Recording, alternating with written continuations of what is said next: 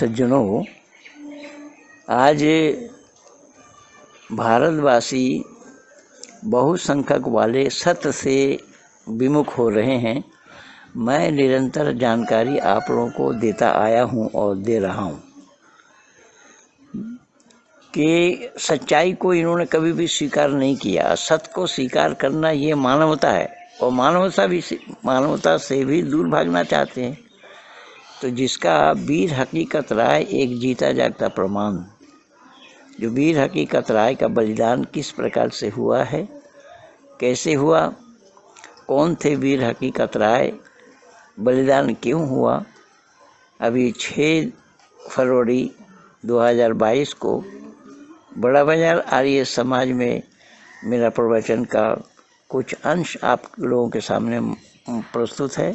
और साथ ही साथ आज मैं ये अपने पेज में, फेसबुक पेज में, विभिन्न पेजों में मैं ये लिख कर के भी दिया हूँ, ये भारत जो मुसलमानों का ग़ुलाम बना उसके लिए ज़िम्मेदार ये तथाकथित पोंगा पंडित लोग हैं, जो जर्मना ब्राह्मणवाद में आस्था रखते हैं।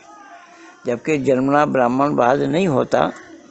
जर्मना ब्राह्मणवाद के विरुद्ध में राजा राममोहन राय ने भी बोला, पंडित ईश्वर चंद्र विद्यासागर जी ने भी बोला, ऋषि बंकिम चंद्र ने भी बोला, ऋषि अरविंद ने भी बोला, महर्षि देव दयानंद के समकालीन कई लोग थे, इन्होंने भी बोला। तो इसके बावजूद भी जर्मना ब्राह्मणवाद के कारण ही देश ग़ुलाम बना। उसको मैं विस्तार से लिख करके दिया हूँ। पृथ्वीराज चौहान ने मोहम्मद गोरी को 16 बार जीवन दान दिया और मोहम्मद गोरी को एक बार मौका मिलते ही इसका काम तमाम कर दिया। तो 16 बार जीवन दान देना दुश्मनों को, ये कौन सी बुद्धिमानी की बात है, कौन सी बुद्धिमत्ता की बात है। तो ये सारा काम जो हुआ है वो बहुसंख्यक हिंदुओं के द्वारा हुआ है, पंडित कहलाने वालों के द्वारा हुआ है। पंडित वर्ग अगर जानकार होते, सच्चाई के नज़दीक होते, तो ये भारत देश मुसलमानों का ग़ुलाम न बनता। वो सच्चाई आप लोगों के सामने मौजूद है। धन्यवाद के साथ महेंद्र पलारी। वीडियो अच्छी लगे तो ज़्यादा से ज़्यादा शेयर करना, लाइक करना, सब्सक्राइब करना, आइकन बेल दबाना भी न भूलना। धन्यवाद।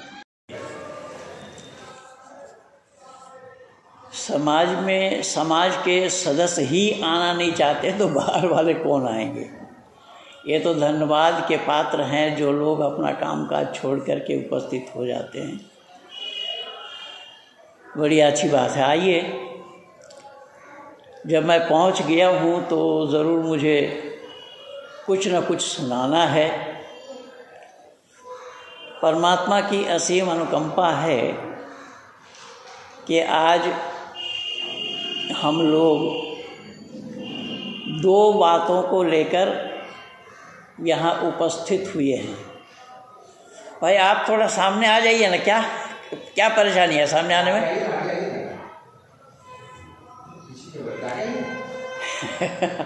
लोग आगे बैठने से डरते हैं।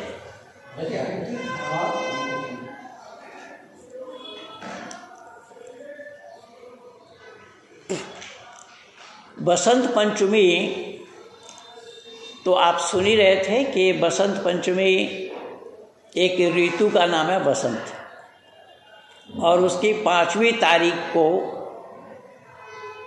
विशेष कार्यक्रम मनाया जाता है। लेकिन आर्य समाज का, वैदिक सिद्धांत का नहीं है, ये पौराणिक जगत का है।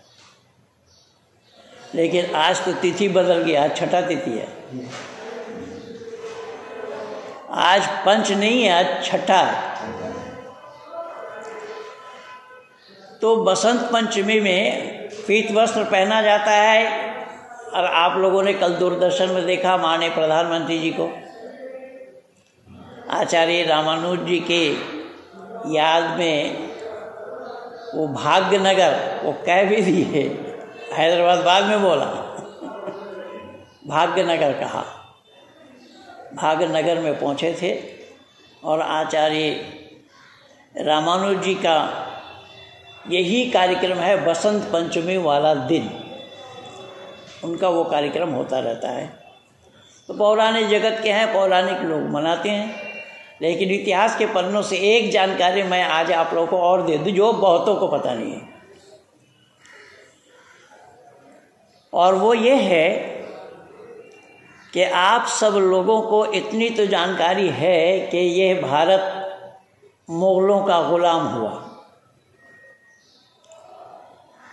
मुगलों का गुलाम हुआ तो इसके लिए दोषी कौन है, हमने उसको जानने का प्रयास नहीं किया,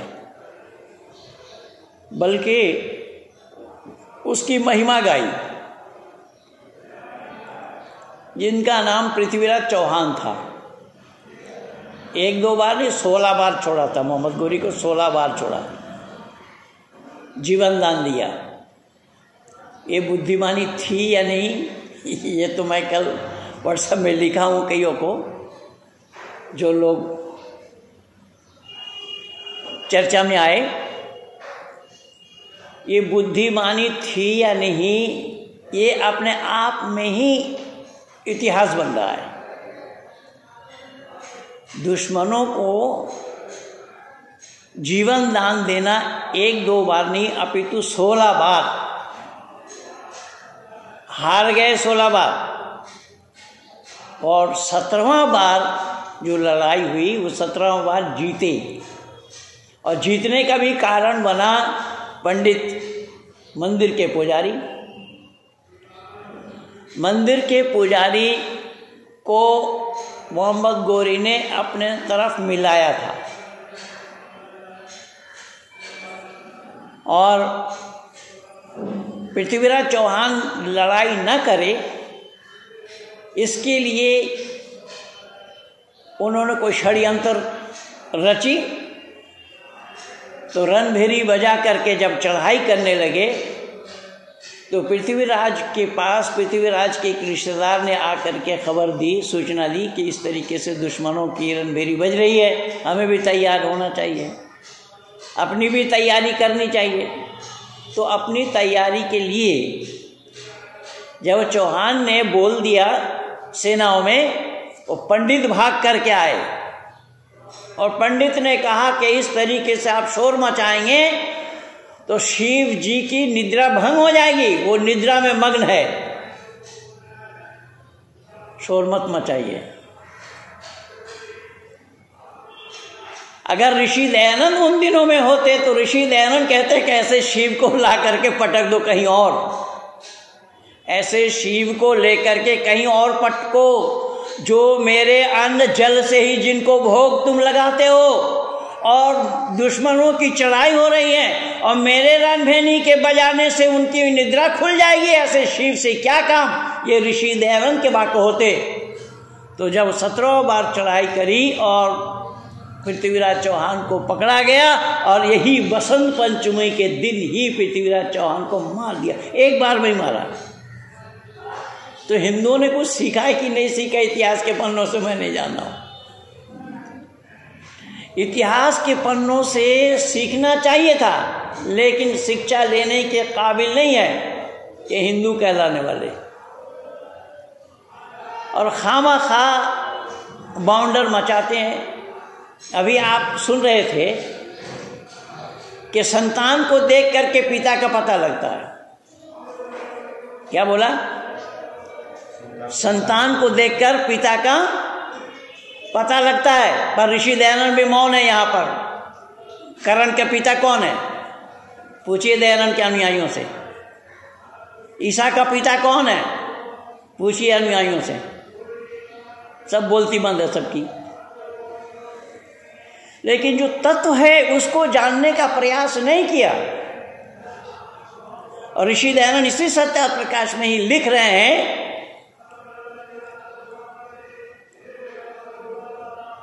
जिह्वा नास्ति तथापि बदामी। जीव नहीं है फिर भी मैं बोलता हूं। तो ये संज्ञा लग गया है वहां पर। जैसा आप अनुमान प्रमाण ये सुन रहे थे ना, जो 8 प्रमाण हैं, ऋषि दयानंद इन्हीं चीज को उठाकर दुनिया वालों के सामने रख रहे हैं कि आज दुनिया के लोगों इसे ध्यान से सुनना, समझना, परखना कि बिना पिता का संतान का बनना संभव नहीं है। ये कैसा होगा? केवल जैसा कोई ये कहे कि मेरे मुंह में जीभ नहीं है फिर भी मैं बोलता हूं। ऋषि ये हवाला दे रहे हैं। इसलिए कर्ण का पिता नहीं था, भले ही ऋषि दयानंद ने नहीं लिखे हैं, लेकिन कर्ण का पिता था। कर्ण का पिता का नाम जो है बोला सूर्य के किरण से पैदा हुआ। भाई सूर्य देव नाम आदमी का नहीं होता है क्या? भाई दिल्ली पत्नी सभा के प्रधान का नाम सूर्यदेव था, सार्वदेशिक सभा के मंत्री का नाम सूर्यदेव था, जो स्वामी आनंद बोध जी के दामाद थे बड़े वाले। तो ऋषि दयानंद की मान्यता यहां है कि जो असंभव चीज है वो असंभव कभी संभव में परिवर्तित होना संभव नहीं है, कभी परिवर्तन नहीं हो सकता है।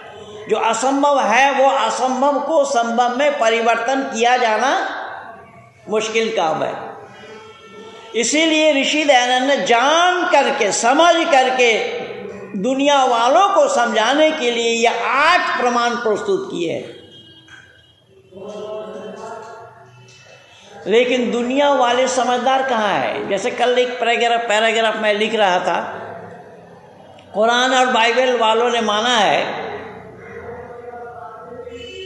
कि कुछ भी नहीं था, यहोवा ने या अल्लाह ने 7वां आसमान बनाया और फिर जमीन बनाई। तो 7 आसमान बनाए, 1 2 3 4 5 6, उसके बाद 7 है। 7 आसमान बनाया और जमीन बनाई। तो मैंने सवाल उठाया, इसका मतलब कुछ नहीं था और आसमान के नीचे ही धरती है। ये दुनिया आसमान के नीचे है, तो अल्लाह कहाँ थे जब आसमान था ही नहीं? अल्लाह ने बनाया। तो जब अल्लाह ने आसमान बनाया, यहोवा ने आसमान बनाया, जमीन बनाई, तो उससे पहले अल्लाह थे। इसका मतलब बनाने वाला पहले है, तो बना हुआ वस्तु बाद में आया। तो बनाया हुआ वस्तु बाद में आया, तो बनाने वाला पहले था। वो किस पर था, कहाँ था? दुनिया वालों के पास जवाब नहीं है इसका। दुनिया वालों के पास इसका जवाब नहीं। ऐसे ऐसे सवालों को ऋषि दयानंद ने उठा करके जनमानस में प्रस्तुत किया और ऋषि दयानंद ने बताने का प्रयास किया है कि दुनिया के लोगों, परमपिता परमात्मा ने हमें अकल दिया है, विवेक और बुद्धि दिया है। इस विवेक और बुद्धि के बिना पर, विवेक और बुद्धि के आधार पर हमारा नाम मानव पड़ा। और मत्वा कर्मणि सिद्धते कहा कि मानव वो है जो विचारशील है, विचार पूर्वक काम करता है, उसका नाम मानव है। और जो विचार पूर्वक काम नहीं करता उसका नाम मानव नहीं होगा। तो ऋषि दयानंद इन्हीं चीजों को जनमानस में उठा करके रख रहे हैं, प्रस्तुत कर रहे हैं कि दुनिया में दुनिया का बनाने वाला और ये दुनिया यानी जो प्रकृति है और जीवात्मा, ये 3 अनादि तत्व हैं। ये पहले थे, अब भी हैं और आगे भी रहेंगे। इन तीनों का समाप्त होना संभव नहीं है। तो ऋषि दयानंद ने मानव होने के कारण लिए मानव को ही ये सब कारण बताया कि ये तुम्हारा लिए है। सही सही तुम्हें जानना पड़ेगा। अगर नहीं जानते हो, जानने का प्रयास नहीं करते हो, तो मानव कहलाने के भी अधिकारी नहीं बनोगे। तो यहां ऋषि देव दयानंद ने जिन प्रमाणों को उठा करके रखा है मानव समाज के बीच में, लेकिन मानवों ने उस पर ध्यान नहीं दिया। अगर उस पर ध्यान देते होते तो मैं दावा के साथ कह रहा हूं, धरती पर झगड़ा समाप्त हो गया होता मानव समाज से विशेष करके, और सब वेदमय हो गया होता। लेकिन वेद को तो लोगों ने तिलांजलि दे रखा है। वेदों के तरफ लौटने के लिए बोला, लोगों ने वेदों को ही लौटा दिया। यही नतीजा हुआ। सब जगह ये दकियानुसी सब जगह हुआ है, आज नहीं, शुरू से, धरती के प्रारंभिक काल से ही लेकर के। ये तो धन्यवाद दीजिए ऋषिवर देव दयानंद को, जो उन्होंने आकर के हमें बताया इन सब बातों को, वरना इससे पहले भी लोग नहीं जानते थे। और ऋषि दयानंद ने प्रमाण दिया है कि हाँ, महाभारत काल के बाद से ही ये सारा पतन हुआ है। इसका मतलब वैदिक युग में लोग वेद पर आधारित, वेदों को मानने वाले, वेदों का जानने वाले, वेदों पर आचरण करने वाले लोग थे। लेकिन जब वेद पर आचरण करना छोड़ दिया तो ये सारा नतीजा सामने आकर के प्रस्तुत हुआ। इसीलिए वीर हकीकत राय जो सुन रहे थे हम, वीर हकीकत राय 1700 ईस्वी में पैदा हुए, 1734 शायद, लगभग 1734 ईस्वी में पैदा हुए सियालकोट में, जो इस समय आप पाकिस्तान बोल रहे हैं। उनके पिता का नाम भागमलपुरी था, बहुत धनाढ्य परिवार के थे। पिता का बहुत बड़ा व्यवसाय था। बचपन से ही कुशाग्र बुद्धि के थे। अपने घरेलू वातावरण में उनको पढ़ाया गया, वैदिक संस्कृति के बारे में जानकारी कराई गई। अगर वैदिक संस्कृति के बारे में उन्हें जानकारी ना कराई गई होती तो वो भी मरने के लिए तैयार नहीं हो पाते। मैं दावा के साथ कह रहा हूँ, सीना ठोक करके कह रहा हूँ, क्योंकि उस 1700 के काल में राजा राम मोहन राय का भी आगमन हो, उसी आसपास 1772 में राजा राम मोहन राय, और राजा राम मोहन राय वेदज्ञ विद्वान थे, वेदज्ञ पंडित थे। तो उसी तरीके से वीर हकीकत राय को अपने घरेलू वातावरण में वैदिक संस्कृति के बारे में जानकारी कराई गई। आत्मा क्या है, परमात्मा क्या है, मानव जीवन क्या है, मरने के बाद क्या होता है, मरता कौन है, आत्मा मरती है या शरीर, ये सब जानकारी वीर हकीकत राय को बचपन में ही अपने घर में ही करा दी गई थी। और कराने वाले माता कैरो देवी थी।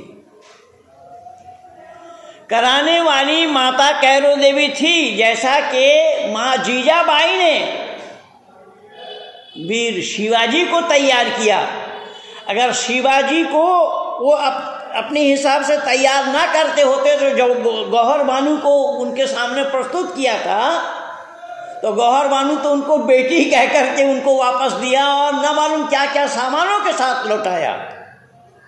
मुगलों के साथ ये व्यवहार हुआ। अगर माँ जीजाबाई उनको ज्ञान ना दी होती तो ये बात उनके जीवन में भी पाया जाना संभव नहीं था। तो वैदिक संस्कृति का ह्रास आहिस्ता आहिस्ता होता गया इस तरीके से। उस 1700 के काल में वैदिक संस्कृति का प्रचार और प्रसार तब भी लोगों में थी, तभी वीर हकीकत राय उसको जाना। वीर हकीकत ने जाना कि कोई ऐसी वस्तु नहीं है दुनिया में, कोई ऐसी चीज नहीं है जो आत्मा को मार सके। अग्नि में वो शक्ति नहीं, वो ताकत नहीं, वो दम नहीं कि आत्मा को जला सके। हवा में भी वो शक्ति नहीं कि इसको उड़ा सके।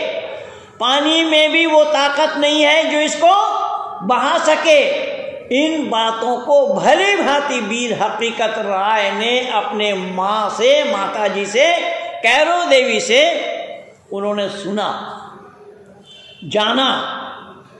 तो जब अपने यहाँ वैदिक परंपरा के अंतर्गत पढ़ाई के बाद जब ऊंची कक्षा में जाना था तो उन दिनों में, उस मुगल काल में, हमारे यहाँ पर पढ़ने के लिए कोई विद्यालय नहीं था। केवल कर्मकांड के लिए विद्यालय हमारे बनारस में ही कर्मकांडी विद्वान बनाने के लिए कुछ परंपरा रह गई थी। बाकी पढ़ने पढ़ाने के लिए भारत में कोई विद्यालय नहीं था। और यही कारण बना कि राजा राम मोहन राय भी उसी 1700 के काल में थे और राजा राम मोहन राय ने भी मदरसा में उनको भी पढ़ना पड़ा। तो राजा राम मोहन राय अरबी फारसी के भी विद्वान थे। तो वीर हकीकत राय को अब जब मदरसा में पढ़ने के लिए दिया, मदरसा में जाने लगे और होनहार विद्यार्थी होने के कारण मदरसा के पढ़ाई को उन्होंने बहुत अच्छे ढंग से पढ़ना प्रारंभ किया। जब बहुत अच्छे ढंग से पढ़ना प्रारंभ किया तो जो उस्ताद थे, उस्ताद के बहुत नज़दीक पहुंच गए। दरअसल उस्ताद भी उनसे बहुत मोहब्बत करने लगे, क्योंकि हर गुरु को चाहिए, हर गुरु करते भी यही है, चाहिए क्या, हर गुरु यही करते हैं जो पढ़ने वाले विद्यार्थी होते हैं उनसे उनका लगाव होता है। क्योंकि गुरु भी तो उन्हीं को ही कहा जाता है ना कि गुरु कुम्हार शिष्य कुंभ, गड़गड़ काढ़े टोक, अंदर हाथ सहाय दे बाही मारे चोट। ये गुरु का काम है। तो इसी प्रकार से जब वो मौलाना साहब वीर हकीकत राय के पीछे समय दे रहे थे तो वीर हकीकत राय गुरु के उस पढ़े हुए पाठ को अक्षरशः याद कर लेते थे। बहुत जल्दी मदरसा के पढ़ाई में वो अग्रणी हो गए। इत्तेफाक की बात है कि एक दिन, क्योंकि वो तो थे पौराणिक परिवार के, आर्य समाजी नहीं थे, उस समय आर्य समाज बना ही नहीं था, लेकिन वैदिक विचारधारा का तो प्रचार प्रसार था। कि वैदिक विचारधारा का प्रचार होने से फिर भी पौराणिकता गई नहीं थी। तो पौराणिक परिवार के होने से माता भवानी के नाम से एक दिन उन्होंने व्रत रखा। जैसा उपवास होता है ना, जो हमारे यहाँ शिवरात्रि के भी करते हैं, जैसे शिवरात्रि का व्रत तो ऋषि दयानंद ने भी रखा था अपने पिता के कहने पर। तो ऐसे ही माता भवानी के नाम से वीर हकीकत राय ने व्रत रखा। उस दिन मदरसा नहीं गए पढ़ने के लिए, तो उनके जो और साथी थे उन्होंने देखा कि वीर हकीकत राय आज गायब है, आज आए नहीं। अगला दिन जब वीर हकीकत राय अपने क्लास में पहुंचे, मदरसा में पहुंचे, तो और पढ़ने वाले साथियों ने पूछा कि भाई क्या बात है, कल कहाँ गायब थे आप, कल क्यों नहीं आए? तो वीर हकीकत राय ने कहा कि माँ भवानी के नाम से कल उपवास था और उपवास रखा था, इसलिए मैं मदरसा नहीं आया पढ़ने के लिए। तो जो मुसलमान बच्चे थे वो माता भवानी का नाम सुनते ही माता भवानी को अनाप शनाप गाली देने लगी। तो जब काफी देर से ये बातें हो रही थी, वीर हकीकत राय को सहन नहीं हुआ। वीर हकीकत राय ने ये कहा कि माँ भवानी के लिए जो अपशब्द तुम लोग बोल रहे हो यही फातिमा के लिए जानो, जबकि फातिमा को ऐसा गाली हो वो नहीं बोला। केवल उन्होंने कहा कि जो माता भवानी को जो गाली तुम लोग बक रहे हो, जो गाली दे रहे हो, यही गाली फातिमा के लिए समझना। बस इतनी सी गलती थी। इतने गलती पर शिकायत मौलाना साहब के पास, लेकिन मौलाना साहब बहुत स्नेह करते थे वीर हकीकत राय से। वीर हकीकत राय को अपने पास बुलाया कि भाई तुम ऐसा करो, तुम ये कह दो कि मैंने ये शब्द बोले ही नहीं, मैंने ये कहा ही नहीं। वीर हकीकत राय ने कहा कि नहीं हुजूर, मैं तो ये बोला हूं और मैं कैसे कह दूं कि मैं नहीं बोला।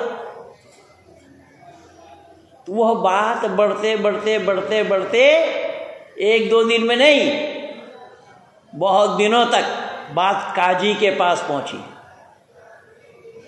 जब काजी के पास पहुंची, उस समय फैसला देने वाला काजी होता था, काजी हुआ करते थे। तो काजी ने फैसला दिया कि अगर इन्होंने फातिमा के लिए ये शब्द बोले हैं तो ये फिर सजाए मौत ही एकमात्र रास्ता है। वीर हकीकत राय से पूछा गया, वीर हकीकत राय ने बताया कि नहीं, ये शब्द मैं बोला हूँ, मैं इससे मुकर नहीं सकता, मैं इसको इनकार नहीं कर सकता, मैं इसको मना नहीं कर सकता। जो सज़ा है आपके यहाँ पर, जो प्रावधान है, उसके लिए मैं तैयार हूँ। तभी वो वीर हकीकत राय को यही बसंत पंचमी वाला दिन में ही उन्होंने बलिदान दिया था। और उन्होंने ये साफ शब्दों में कहा कि अगर आपके दीन में ये बातें हैं कि आपके लिए कोई ऐसा शब्द का इस्तेमाल हो तो उनके लिए सजाए मौत है, तो मैं भी अपने दीन के लिए मरने मिटने के लिए तैयार हूं। मेरे दीन में झूठ बोलने की कोई प्रावधान नहीं है। मेरे घर से माता पिता ने यही सिखाया मुझे कि मैं अपने मरूंगा तो मैं अपने धर्म के लिए मरूंगा, मैं अगर गर्दन कटवाऊंगा तो अपने धर्म के लिए ही कटवाऊंगा, ताकि आने वाला समय में भी दुनिया के लोग हमें याद करें। वीर हकीकत राय बलिदान दिवस। इसलिए मैं वीर हकीकत राय के लिए इतना कहूंगा, वीर हकीकत राय ने धर्म पे जान निसार की, सदा मुताबिअत रही रिज़ाए कर्ज़गार की। वो आब जहां फिजा हुई जो धार थी कटार की, निसार ऐसी मौत पर है जिंदगी हजार की। सही पूछे तो हमारे जितने भी बलिदानी हुए हैं, जितने भी भारत माँ के लाल, भारत माँ के सपूत जितने भी हुए हैं, जिन्होंने अपने गर्दन कटवाई अपने राष्ट्र के लिए, अपने धर्म के लिए, अपने संस्कृति के लिए, अपनी परंपरा के लिए, ऋषि परंपरा के लिए, जिन्होंने भी अपना गर्दन कटवाने में संकोच नहीं किया, ऐसे अनेक बलिदानी हुए हैं।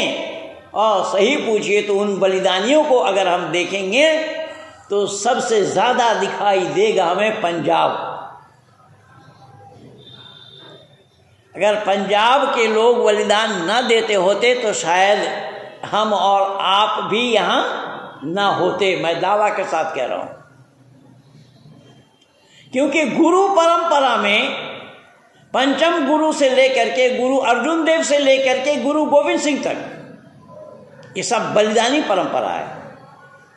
और उन्होंने बलिदान क्या दिया था? बलिदान इसलिए नहीं दिया था कि तुम गुरु ग्रंथ रख करके उसमें झाड़ू लगाओ।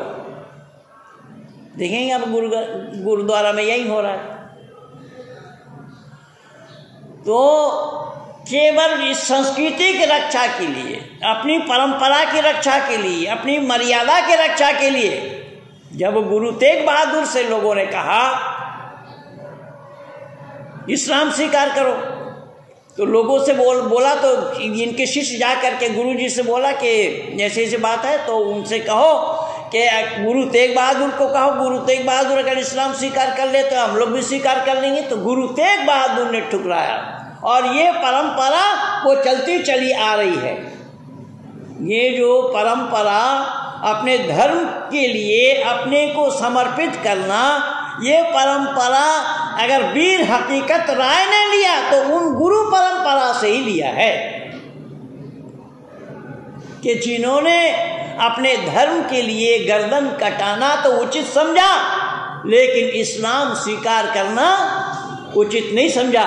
यहाँ साथ साथ एक बातों की जानकारी आप लोगों को दिल और दिमाग में और होनी चाहिए कि इस्लाम जो आज पनपा है, इस्लाम जो आज फैला है, वो किस कठोरता के साथ फैला है। इस्लाम स्वीकार करो वरना मौत के घाट उतार दिए जाओगे।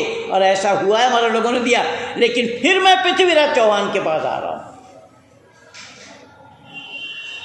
कि पृथ्वीराज चौहान अगर 16 बार न छोड़ते होते तो भारत में यह परेशानी हमें और आपको देखना भी नहीं पड़ता। और केवल इतना ही नहीं, एक चीज़ मैं आपको और याद दिलाता हूँ कि ये सभी लोगों ने मिल करके इस तरीके से सत पर पर्दा डाला है। और सत पर पर्दा डालने में जो ब्राह्मण तबके के लोग हैं, जो पंडित कहलाने वाले लोग हैं, पंडितों की मेहरबानी है जो आज भारत में जो कुछ भी हुआ है, जो कुछ भी हो रहा है। आप लोगों को मैं याद दिला दूं इतिहास के पन्नों से, अकबर ने शादी की थी योधाबाई से। योधाबाई राजपूतानी घराने की महिला थी। उन्होंने अपना प्रभाव डाली किन पर? बादशाह अकबर पर। उपनिषद आदि ग्रंथों को पढ़ाया तो अकबर बादशाह इस्लाम छोड़ने के लिए तैयार हो गए। अकबर बादशाह ने बीरबल से कहा, भाई बीरबल आप ऐसा करो कि हमारे शहर में, नगर में जितने भी इस्लाम जगत के बड़े बड़े विद्वान हैं, आलिम हैं, उलमाए दीन हैं, मुफ्ती हैं, उन सबको बुलाओ।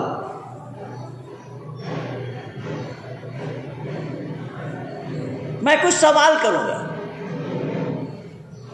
तो ऐसा किया गया। उन मुफ्तियों के सामने कुछ सवाल प्रस्तुत किए। जैसा कि मैंने बोला ना कि जब आसमान ज़मीन बनाई नहीं गई तो अल्लाह कहाँ थे। अभी मैं पिछले दिन बिहार में मोतिहारी में बोल रहा था। मोतिहारी आ रही है समाज में, जो छतौनी चौक में है। तो एक मौलाना अगला दिन है, अल्लाह ने क्या बनाया। मैंने बोला कि अल्लाह ने जो बनाया सबसे पहले क्या बनाया, तो कुरान इस पर मौन है। देख मौलाना साहब अगले दिन लिख करके दिया कि अल्लाह ने सबसे पहले सूरज बनाया। मैंने कहा सूरज के बगैर दिन का जाना संभव नहीं होगा। तो उसने बोला सूरज बनाया। मैंने कहा कि सूरज बनाया? बोले हाँ। मैंने कहा ठीक कह रहे हैं, सूरज बनाया? बोला हाँ। मैंने कहा वो रखा कहाँ? क्योंकि रखने के लिए जगह होनी चाहिए है।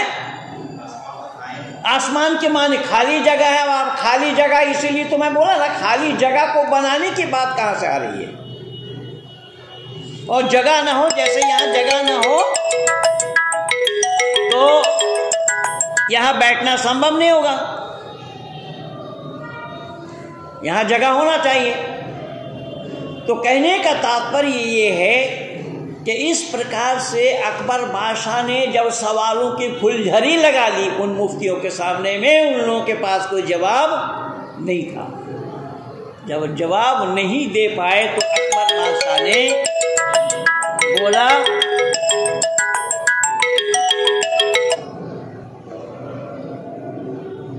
किनको? बीरबल को, कि देखो इन लोगों के पास जवाब नहीं, तुम अपने दीन में मुझे मिला लो। तो बीरबल ने कहा हमें 3 दिन की मोहल्लत दीजिए, 3 दिन का समय दीजिए। क्या होना है कि 3 दिन बाद बताएंगे आपको। 3 दिन में क्या किया? उसने बाजार से एक गधा को पकड़ करके लाया और चौथा दिन में राज दरबार के सामने मुझसे रगड़ रगड़ कर नहलाने लगा। बादशाह ने पूछा क्या कर रहे हो? बोले मैं घोड़ा बना रहा हूँ। तो बोले गधा कहीं घोड़ा बनेगा? और जब गधा घोड़ा नहीं बनेगा तो आप मुसलमान हिंदू कैसे बनोगे?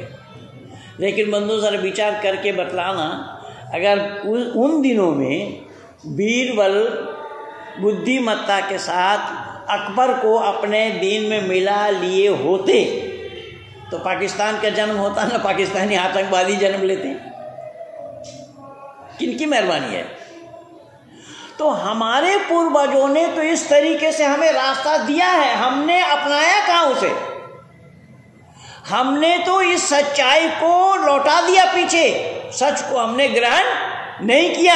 लेकिन वीर हकीकत राय उस सच्चाई को जानते थे। वीर हकीकत राय ने कहा कि मैं मरूंगा नहीं। गीता में भी आया है, नैनम छिंदन्ति शास्त्रानि पाहु कहा, और वासांसी जीनानी यथा भी आयो दूसरा अध्याय में भी आया। तो कहने का तात्पर्य यह है, वीर हकीकत राय को घुट्टी पिलाई गई थी इन्हीं बातों को लेकर, कि वीर हकीकत राय को ये बताया गया था कि बेटा वैदिक संस्कृति ये है और वैदिक संस्कृति के आधार पर यह आत्मा अजर है, अमर है। और अगर इस उपदेश को सुने तो योगेश्वर कृष्ण को सुन लीजिए। योगेश्वर कृष्ण ने जब अर्जुन को उपदेश दिया ना, तो अर्जुन ने भी इनकार किया था, मैं किससे युद्ध करूंगा, कोई भाई है, भतीजा है, चाचा है, ताऊ है, इससे तो बेहतर यही होगा दूर देश में जाकर भिक्षा मांग कर गुजारा कर लूंगा। योगेश्वर कृष्ण आग बबूला हो गए। योगेश्वर कृष्ण ने कहा ऐसा नहीं हुआ, तुम नहीं जानते हो। बोले क्या बात है, कोई राष्ट्र में अधर्म फैल रहा है और तुम इससे पीड़ित नहीं होते हो, तुम दूर देश में जाकर भिक्षा मांग कर अपना गुजारा करना चाहते हो, तुम तो कायर हो, क्लीब हो, नपुंसक हो, क्षत्रिय तेज बल को अवलंबन करना नहीं चाहते हो। तो अर्जुन ने बोला कि मैं युद्ध कैसे करूं, किनसे करूं, सब तो अपने लोग हैं। तब योगेश्वर कृष्ण ने इन्हीं चीजों को याद दिलाया था। युद्धम तु क्षत्रिय धर्मा तत्तम कथम त्याजसी, युद्ध करना क्षत्रियों का धर्म है, इसे त्यागते हो तुम कहाँ चले जाते हो। अर्जुन ने बोला एतान बंधुमान बिना विजयन राज्येन च किम सुखम भविष्यति, इन बांधवों को छोड़कर, राज को छोड़कर अगर मैं युद्ध करूंगा क्या मैं सुख प्राप्त कर सकता हूँ। योगेश्वर कृष्ण ने कहा तुम न अवगच्छसि इमे पापः इमे दंडनीयः बद्ध एव, तुम नहीं जानते ये पापी है, दुष्ट है, वध करने योग्य है। अब ये देखिए कुछ लोगों का ख्याल और विचार ये है कि मारने काटने की बात तो गीता में भी है, योगेश्वर कृष्ण में, लेकिन मारने काटने के लिए ये नहीं बोला कि औरों को मारो, किसी और को मारो, दूसरे को मारो, नहीं, वो भले ही अपने ही क्यों ना हो, अगर वो धर्म विरुद्ध आचरण करता है तो वो मानने काबिल है। अर्जुन ने बोला इमे मृत्यु तो गमिष्यन्ति महात पापम भविष्यति, मेरे युद्ध करने से अगर ये मर जाएंगे इससे बढ़ करके पाप नहीं लगेगा। योगेश्वर कृष्ण ने फौरन रोका, नहीं तत्पापम आत्मा मृत्यु न गच्छति केवलम शरीरम नश्यति त्वम इदम न अवगच्छसि आत्मा अजरः अमरः अयम कदापि न नश्यति युद्धम तु क्षत्रिय धर्मात् अतः युद्धम कुरु। वहां कहने का तात्पर्य यह है कि योगेश्वर कृष्ण इन बातों को उठा करके रख रहे हैं कि आत्मा की मौत नहीं होती, आत्मा की मृत्यु नहीं होती। अगर ये पाठ वीर हकीकत राय न पड़े होते, उनकी माताजी उन्हें याद न दिलाते होते, तो मैं दावा के साथ कह रहा हूं कि वीर हकीकत राय का बलिदान होना भी संभव नहीं था।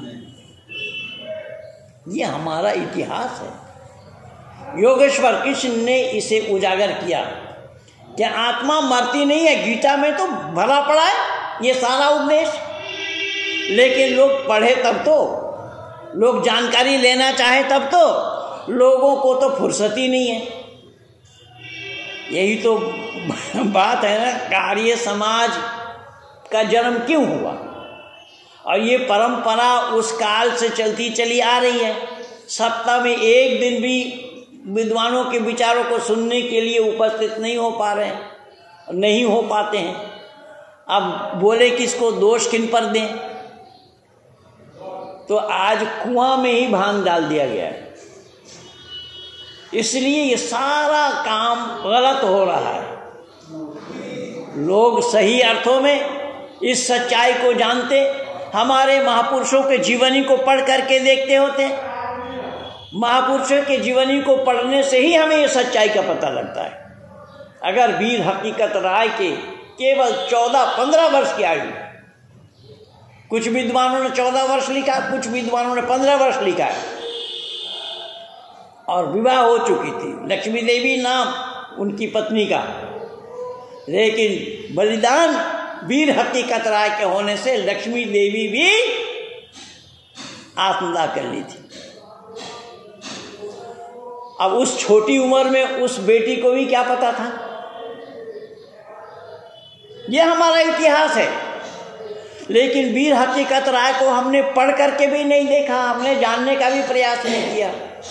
लेकिन विकिपीडिया में अगर आप देखेंगे, इंटरनेट पे, गूगल पे आप सर्च करेंगे वीर हकीकत राय, वहां पर गलत जानकारी दी गई है। वहां पर यह नहीं बताया गया वहाँ पर ये बताया गया है कि वीर हकीकत राय को स्कूल में क्लास में मॉनिटर बनाया गया था, कुछ अधिकार दिया गया था, जो मुसलमान बच्चे उससे ईर्ष्या कर रहे थे, ये दिखाया है। लेकिन ये सच्चाई नहीं है। जो सच्चाई है वो मैं आप लोगों को बताया कि माता भवानी देवी के नाम से उन्होंने व्रत रखा, स्कूल नहीं आए।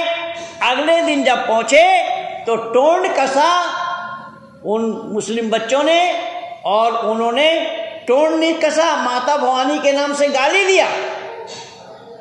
उन्होंने उसी शब्द को दोहराया था फातिमा के लिए।